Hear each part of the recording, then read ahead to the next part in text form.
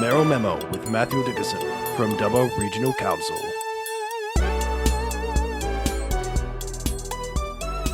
To you breakfast as always at this time. We catch up with Dubbo Regional Mayor Matthew Dickerson. Well, he's on his way home from the regional city's northern New South Wales tour. I think we've got him in the break of journey. Good morning, Matthew. Yeah, good morning. You have got me in a quick break here just between the Gold Coast to Sydney flight and the Sydney back to Dubbo flight. So you've done well with your timing. Now, as you mentioned the other day, your luggage went astray. You tracked it. Did everything end up all right? It did. I did track it down. Thank you for asking. I did rely on my technology tracker to see exactly where my luggage was. I had to put up wearing the same clothes for a day and a half, and then my luggage turned up and I could get changed, thankfully. So all worked out okay. What's been happening up there as part of this northern New South Wales tour? It is really interesting. We've got a group of 15 cities called Regional Cities New South Wales. We meet typically every quarter at Parliament House. We discuss a range of issues that might be common amongst those councils, things that we've got in common in terms of pain points, ways we might go forward with different solutions. And it's really positive to share some of those different things we can do together and see what ways we can work out better solutions. It's been suggested for the last couple of meetings that it'd be good to get out to some of the actual member cities themselves and have a look around. Now, it's hard to coordinate everyone's time. You've got 15 mayors, 15 general managers. Trying to coordinate all those on a site tour is quite difficult, and then the allocation of that time as well. But we managed to coordinate it, and we thought the first ones to go to would be worthwhile going to Tweed Heads and Lismore because of some of the issues they've had recently with their flooding and some of the terrible situations they've been facing and some of the solutions. So we spent Wednesday at Tweed Heads, and certainly they've been impacted somewhat by flooding. Not as bad as Lismore, but I'll get to Lismore in a moment. But Tweed Heads have certainly got an issue with housing. We think we've got a bad problem in Dubbo with not enough housing.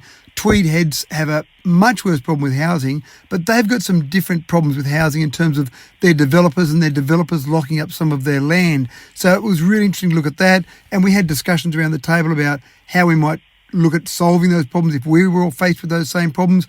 And then we went for a bit of a tour around, looked at some of the things they've got there. One of the things that really struck me that we'll use in Dubbo is we looked at their art gallery, and they had a great Margaret Olley exhibition of a room or a couple of rooms from her house. Margaret Olley left $1 million in her will to recreate a room of her house in the Tweed Heads Art Gallery, and they've done a fantastic job with that. So that was a really nice thing. But they had a gift shop there at the art gallery, which generates them about $72,000 a year net income.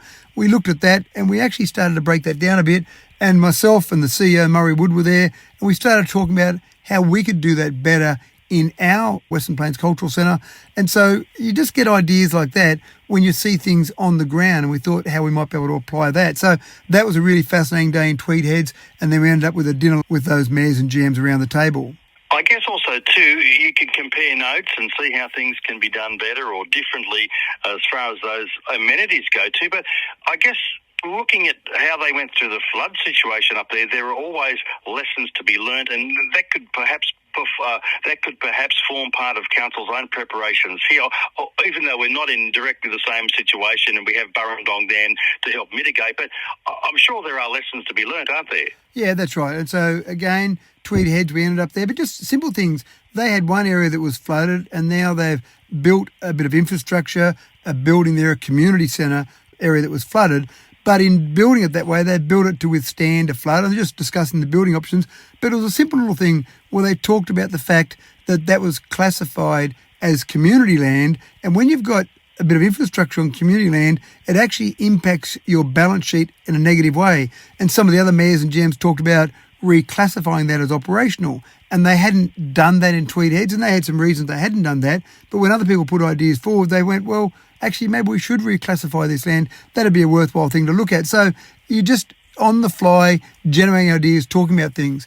I moved forward to Thursday then. We went to Lismore on Thursday. We had our board meeting, our actual Regional Cities New South Wales board meeting in Lismore.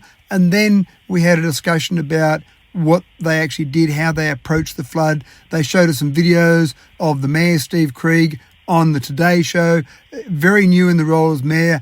almost 2 months in, and suddenly he's been hit with this flood. He's being interviewed by Carl on Today's Show. He's there. He swore on air. Oh, no, I didn't mean to do that. And it was all very new and very green. So it was a pretty much a baptism of fire with suddenly being thrown into this role and being there for the community. We then went for a drive around some different parts in Lismore to look at the impact. I mean, we looked at the school, the high school, the Catholic high school. They'd only spent $60 million 3 years ago upgrading that.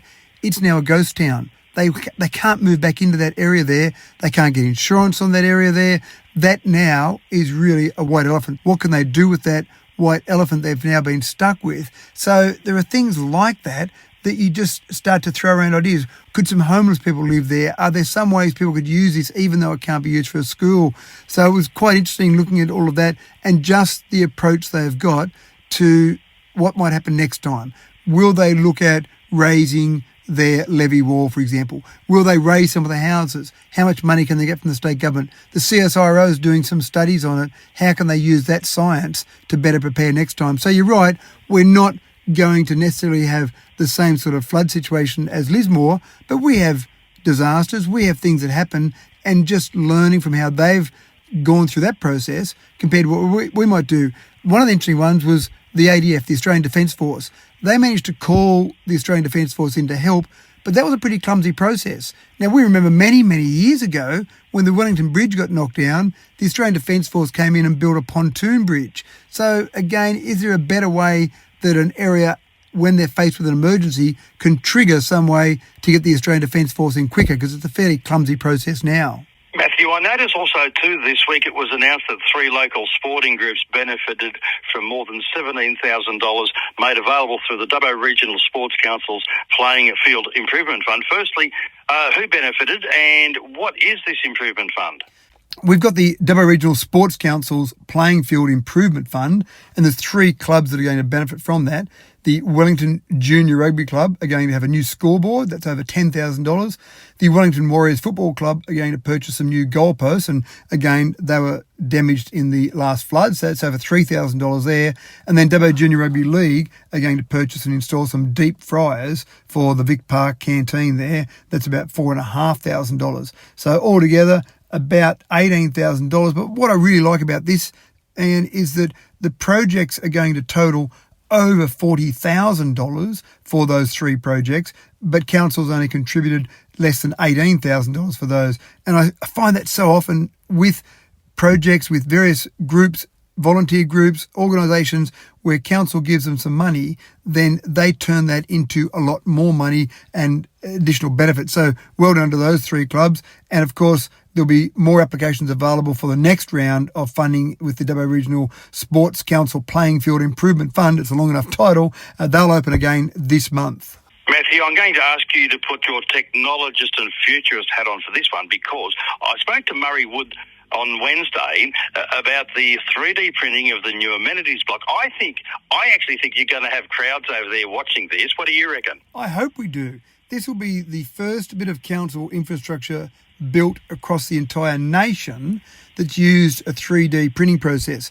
Now, just briefly on the background of this, it all started when Councillor Matt Wright brought the idea of having 2 blocks reserved in a future housing development reserved specifically for a 3D printed house. Now, that housing development is still some time off, so that's not about to happen, but we needed to replace the amenities block over West Dubbo, so we thought, well, an amenities block's an easier thing to build than a house. What about if we test out this 3D printing on the amenities block first? So we went out to tender. We said specifically we wanted 3D printed companies to tender for that. We awarded a tender to one particular company.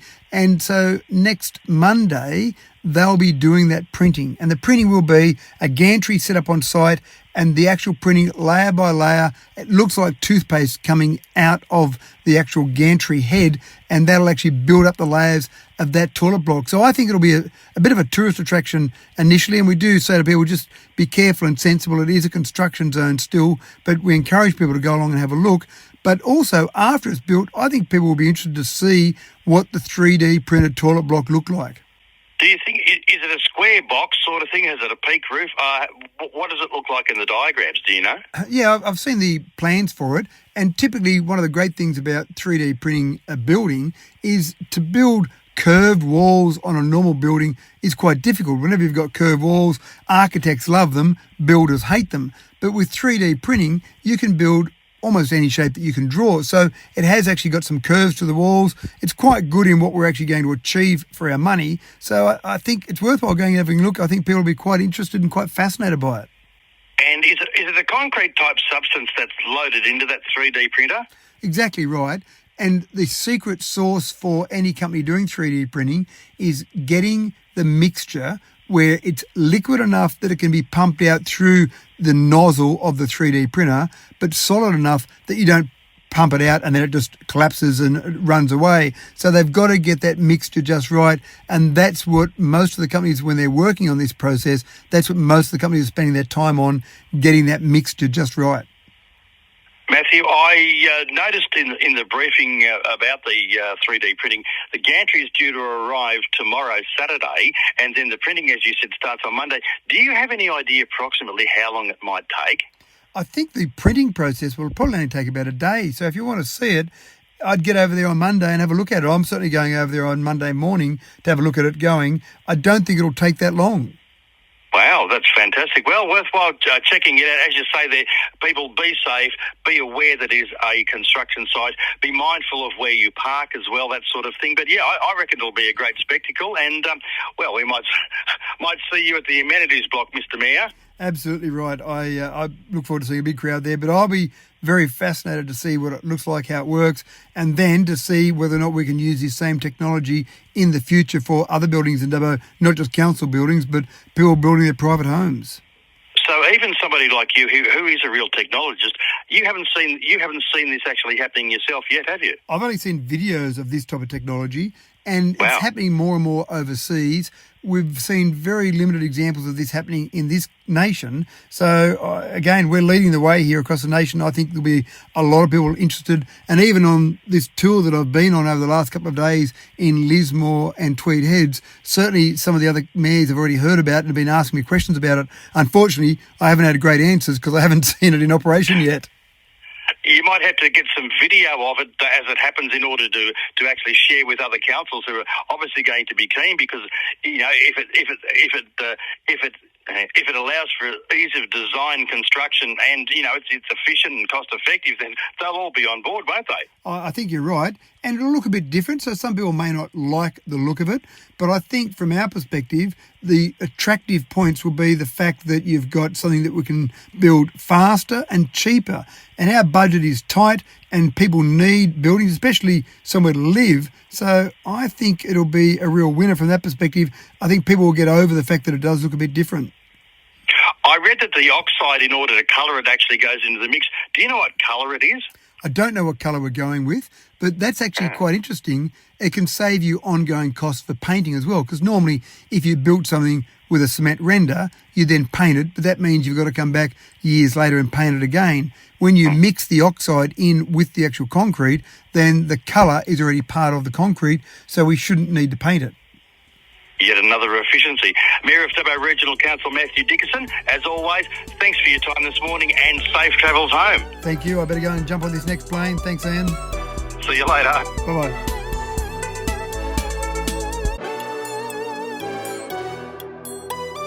Mayoral Memo with Matthew Dickinson from Dubbo Regional Council.